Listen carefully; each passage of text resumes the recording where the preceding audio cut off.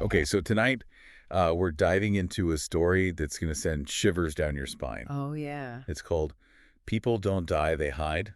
Sounds ominous already. It is, and it centers around this young boy, Devin, and the really bizarre events surrounding his brother Tobias's death. I was just reading about Tobias. I mean, the way the author describes him, like on this bleak January day, as this skeletal figure riddled with these purple lesions. Yeah, it's vivid, isn't it? It's straight out of a nightmare. It is, and the way the author uses those sensory descriptions, Yeah. the biting cold, the sterile hospital environment, Right. you're practically right there with Devin. Like, you can feel that chill in the air. For sure. The author really knows how to build that sense of unease, and then they throw in this really peculiar detail, the creepy crawler's oven that Tobias gives to Devin. Oh, yeah. It's such a strange contrast against, the backdrop of impending death. Definitely makes you think, doesn't it? Here you have this man on his deathbed, but he's focused on giving his little brother a toy that makes, well, creepy crawlies. It's interesting, right? What do you make of that? Well, on one hand, you could see it as just a simple act of love and care, right? Like, Yeah. he wants to leave his brother with something to remember him by. Yeah. But it also takes on this whole other meaning when we think about those green circles that show up later. Oh, yeah. There's this subtle link between those fabricated creatures from the oven and the potential fabrication of reality that Devin experiences. Oh, wow. Tobias is giving Devin this power to create life. Okay. Maybe it's foreshadowing a hidden power that Devin himself possesses. So let's unpack that a bit. Mm. We then get into Devin's world after Tobias's death. Yeah.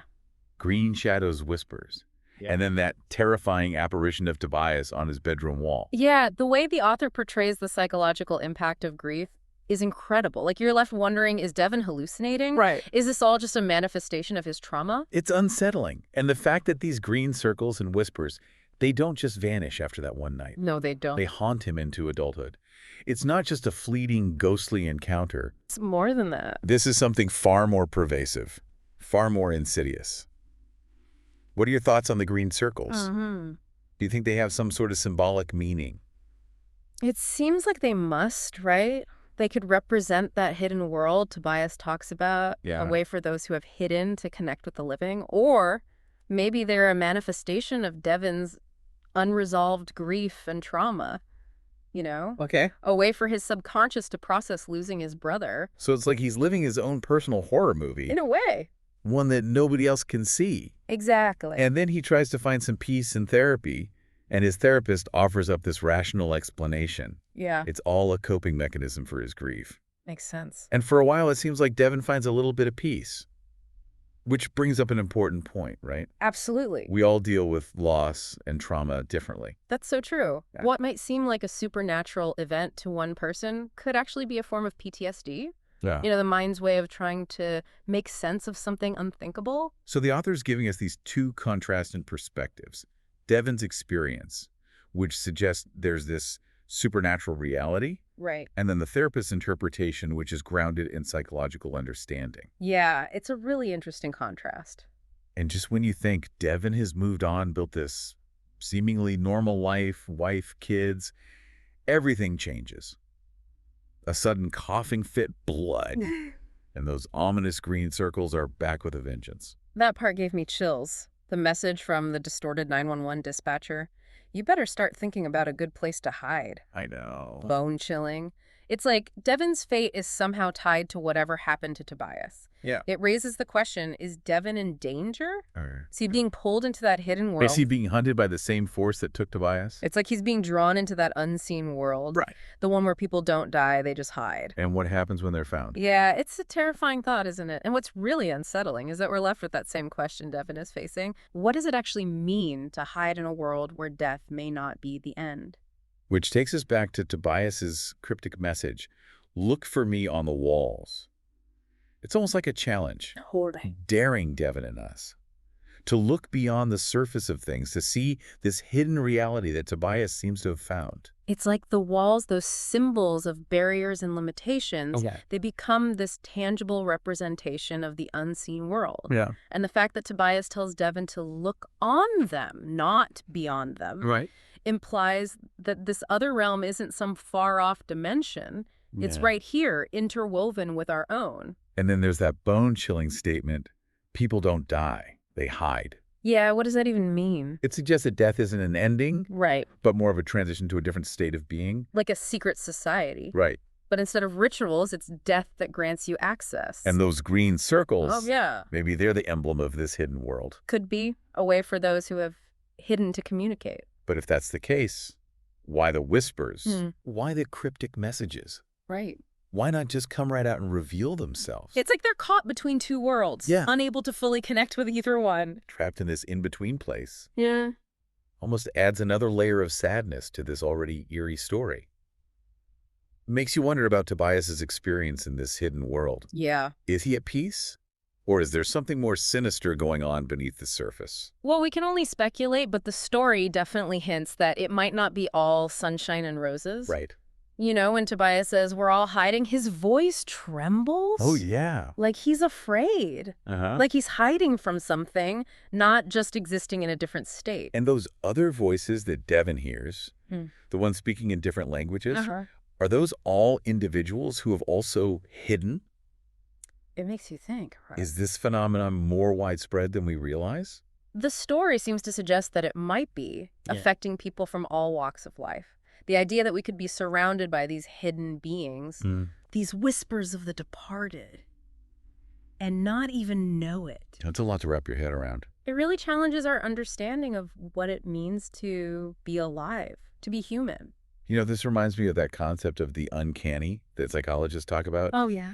That feeling of uneasiness, of familiarity, mixed with strangeness that we get when something disrupts our sense of reality.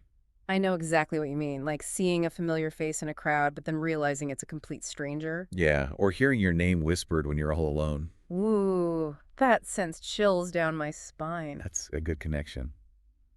The uncanny often acts as this bridge between the known and the unknown. Right. The rational and the irrational, people don't die, they hide, really plays with that concept. It does. It makes us question everything we thought we knew about life and death. It blurs those lines between the natural and the supernatural. And we're left with this lingering sense of unease. Yeah. This feeling that maybe there's more to the world than we can see. It's like staring into this dark abyss, catching a glimpse of something ancient and unsettling.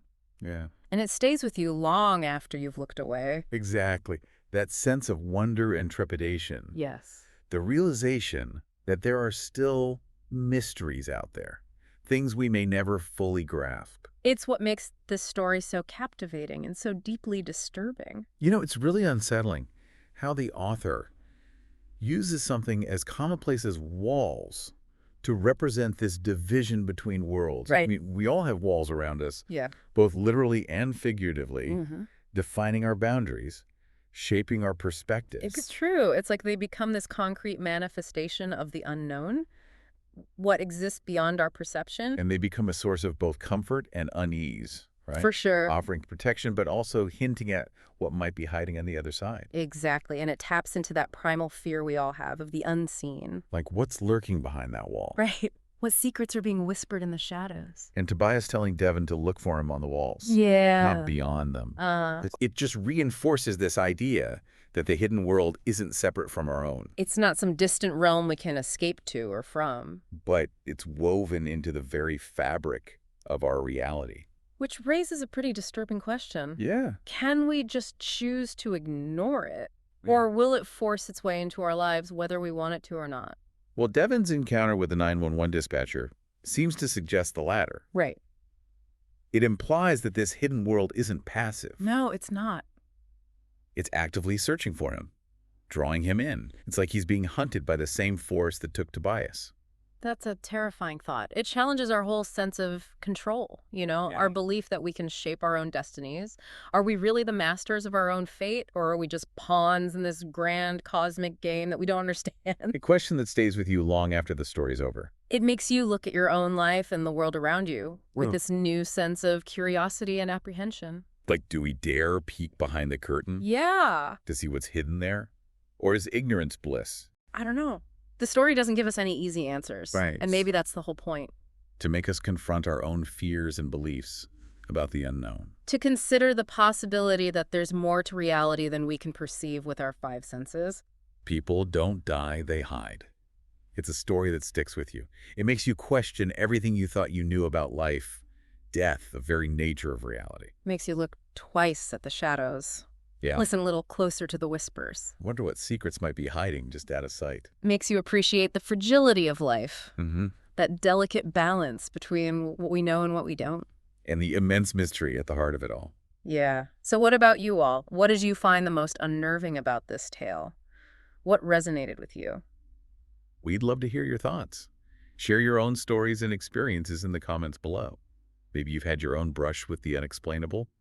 Something that made you question your own reality. Something that hinted at the existence of this hidden world. Till next time, keep the lights on, keep your senses sharp. And remember, sometimes the most terrifying truths are the ones hidden in plain sight.